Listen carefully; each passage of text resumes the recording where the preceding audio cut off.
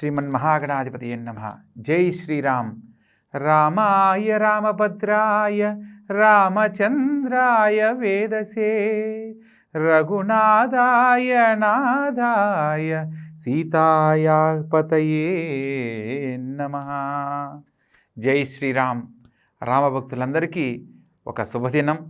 మనం అతి త్వరలో జరగబోయే శ్రీరామ జన్మభూమి యొక్క మందిర విశేషాల గురించి వివరంగా తెలుసుకుందాం.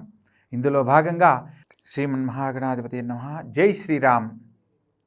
జై శ్రీరామ్. జై శ్రీరామ్. జై శ్రీరామ్.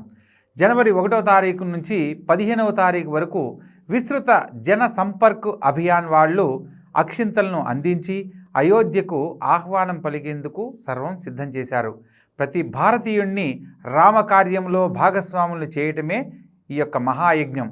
మందిరాలన్నీ అందంగా ముస్తాబు చేసి జనవరి 22న రామాలయ ప్రారంభోత్సవం సందర్భంగా ప్రత్యేక దీపావళిని కూడా జరుపుతున్నారు. అయోధ్యలో భవ్యమైన శ్రీరామచంద్ర ప్రభువుల వారి ఆలయ నిర్మాణం పూర్తి చేసుకుని బాలరాముడి విగ్రహ ప్రతిష్టాపనకు ముహూర్తం సిద్ధమైంది. 100 ఏళ్లుగా ఎదురు చూస్తున్న రామభక్తుల కళ నెరవేరబోతుంది. దాదాపు 500 సంవత్సరాల సుదీర్ఘ పోరాట ఫలం లభించే శుభముహూర్తం అతి దగ్గరలోనే ఉంది. 1528వ సంవత్సరంలో మంగోలియా నుండి వచ్చిన బాబర్ అనే విదేశీ అక్రమధారుడి చేతిలో ధ్వంసమైన రాములు వారి మందిరం మళ్ళీ 2024 జనవరి 22న పూర్వ వైభవంతో సంతరించుకోబోతుంది. ఈ 500 సంవత్సరాల మధ్యలో దాదాపు 5 లక్షల మంది రామభక్తులు కరసేవకులు తమ యొక్క మాన ధన పూర్వకంగా సర్వం శ్రీరామచంద్ర ప్రభువుల వారికి సమర్పించిన యథార్థ ఘట్టాలు మనందరికీ తెలిసినవే.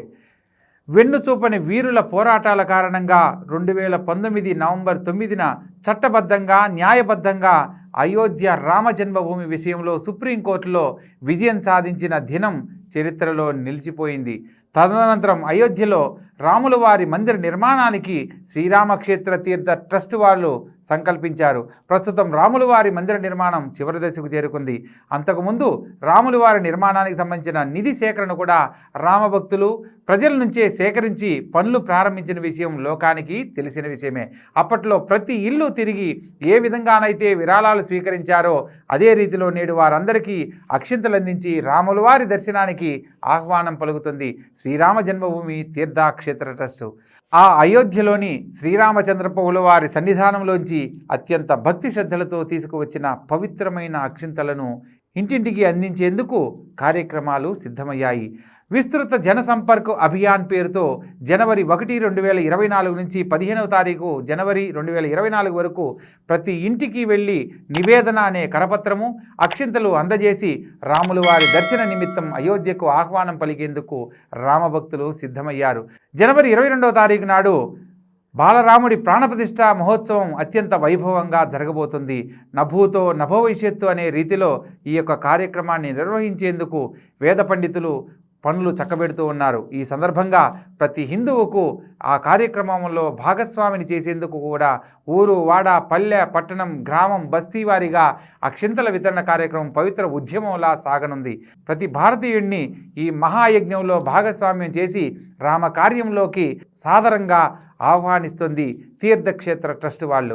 గ్రామంలోని ప్రతి దేవాలయాన్ని అందంగా అలంకరించి కోడళ్ళు చౌరస్తాలు రద్దీ ప్రదేశాల్లోనూ కాషాయ జెండాలతో తోరణాలు కట్టి అందంగా ముస్తాబు చేసేందుకు అడుగులు వేస్తున్నారు.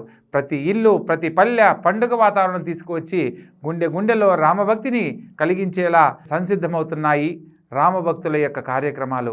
రాముల వారి విగ్రహ ప్రతిష్టాపన రోజున జనవరి 22వ తేదీ సూర్యాస్తమయం తర్వాత ప్రమిదలతో దీపాలంకరణ చేసి దీపావళిని మరలా మనకు స్మరణ చేసుకునే విధంగా సంబరాలు జరపబోతున్నారు. అంతకుముందు అయోధ్యలో బాలరాముడి ప్రతిష్ఠ సందర్భంగా ఆయా ప్రాంతాలలో దేవాలయం ఎన్నిక చేసిన ప్రదేశాల్లో LED స్క్రీన్లతో అయోధ్య నుంచి ప్రత్యక్ష ప్రసారం ద్వారా దర్శన భాగ్యం కలిగించేందుకు కూడా ఏర్పాట్లు సాగుతున్నాయి. ఈ పూజా కార్యక్రమాన్ని సాంప్రదాయ పద్ధతిలో నిర్వహించి ప్రతి హిందువును భాగస్వామి చేయడమే లక్ష్యంగా యావత్ హిందూ సమాజం ఆనందంగా గడిపే మధుర క్షణాలను మదిలో పదిలంగా నింపేందుకు కార్యకర్తలు కార్యరంగంలోకి దిగారు. అన్నప్రసాదాలు వితరణలు పూలు పండ్లు మిఠాయిలు పంచి ఆబాలగోపాలంగా ఆనందంగా గడిపేలా మర్చిపోలేని మజిలీని సొంతం చేసుకునేందుకు ప్రతి హిందువును భాగస్వామిగా కావాలని శ్రీరామ జన్మభూమి తీర్థక్షేత్ర ట్రస్ట్ వాళ్ళు సాదరంగా ఆహ్వానిస్తున్నారు. అయోధ్య నుంచి వచ్చిన అక్షింతలు అందుకుని ఆ శ్రీరామచంద్ర ప్రభువుల వారిని తలుచుకుంటూ పూజలు నిర్వహించాలని కోరుకుంటుంది. ఇక మనం ఒక ముఖ్యమైన విషయాన్ని తెలుసుకోవాలి. ఈ అయోధ్య రాముడికి కానుకలు సంబరాలు అయోధ్య రాముడికి అత్తగారి నుంచి రావడం విదితమే. అవి ఎలానో ఇప్పుడు వివరంగా తెలుసుకుందాం. అల్లుడు గారు ఇల్లు కట్టుకుంటే అత్తగారు కానుకలు సంబరాలు పంపడం అనేది మనకు శాస్త్రరీత్యా ఆనవాయితీ. అదేవిధంగా మేనల్లుడు ఇల్లు కట్టుకుంటే కూడా కానుకలు సంబరాలు పంపడం కూడా ఆనవాయితీనే. దీన్ని ఖచ్చితంగా పాటించారు మరి మన అయోధ్యవాసులు. అయోధ్యలో శ్రీరామచంద్ర ప్రభుల వారు 495 సంవత్సరాల తర్వాత నూతనంగా ఇల్లు నిర్మించుకొని జనవరి 22వ తేదీన గృహప్రవేశం చేస్తుండగా అమ్మమ్మ గారి ఇంటి నుంచి, అదేనండి వాళ్ళ ఊరు ఛత్తీస్గఢ్ రాష్ట్రంలో రాయపూర్, కౌసల్యాదేవి తల్లి గారి ఊరు, అక్కడి నుంచి మేనమామలందరూ కలిసి సంబరాలు తీసుకొస్తారు. ఇలా తేవడాన్ని వాళ్ళేమో మాయిరా అనే పేరుతో పిలవడం జరుగుతుంది. ఇప్పుడేమో ఆ పైన కనిపిస్తున్న 2 ట్రక్కులు నిండుగా శ్రీరాముల వారి అత్తగారి ఊరు అయిన మిథిలా నగరం నుంచి, అంటే నేపాల్లోని జనక్పూర్లో, అక్కడి నుంచి తమ ఆడపడుచుకు తమ కూతురుగా భావించే సీతమ్మ తల్లికి తామంతా ప్రేమగా పిలిచే కిషోరికి, అంటే సీతమ్మ తల్లిని ప్రేమగా పిలిచే కిషోరికి ఆభరణాలు, సంబరాలు, సారె, కొత్త బట్టలు, పండ్ల బుట్టలు అనేకం తీసుకొని వచ్చి సమర్పించుకుంటున్నారు. వాళ్ళేమో దీన్ని భార్ అనే పదంతో పిలుస్తారు. ఆయన ప్రతినిధి కోర్టులో కూడా బాలరాముడి ప్రతినిధి అయిన శ్రీ చంపత్రాయ్ గారికి అందించిన తమ కర్తవ్యాన్ని నిర్వహించామని, ఆయన ప్రతినిధి కోర్టులో కూడా బాలరాముడి ప్రతినిధియే అయిన శ్రీ చంపత్రాయ్ గారికి అందించిన తమ కర్తవ్యాన్ని నిర్వర్తించామని ఆనందపడిపోతూ ఆనంద బాష్పాలు రాలుస్తూ తిరుగు ప్రయాణమయ్యారు. తిరుగు ప్రయాణంలో జనక్పూర్ జానకీమాత ఆలయం ప్రధాన పూజారి గారు చెప్పిన మాట ఏమిటంటే, త్రేతాయుగంలో శ్రీరామ లక్ష్మణ భరత శత్రుఘ్నులకు సీతమ్మ తల్లి ఊర్మిళాదేవి మాండవి శృతకీర్తులను ఇచ్చి వివాహం చేసి అనేక సంబరాలతో సాగనంపాము. ఆయనకి ఇచ్చిన భూములకు ఇచ్చిన కట్నాలు అన్నింటినీ ప్రతి సంవత్సరము సరిచూసి అయోధ్యలో ఇచ్చుకుంటూనే ఉంటారు. కలియుగంలో ఇప్పుడు కూడా ఆ ఆనవాయితీ కొనసాగిస్తూ ఉండాలని మనం తెలుసుకోవచ్చు. ఇక్కడ మీరు ఒక విషయం తెలుసుకోవాలి.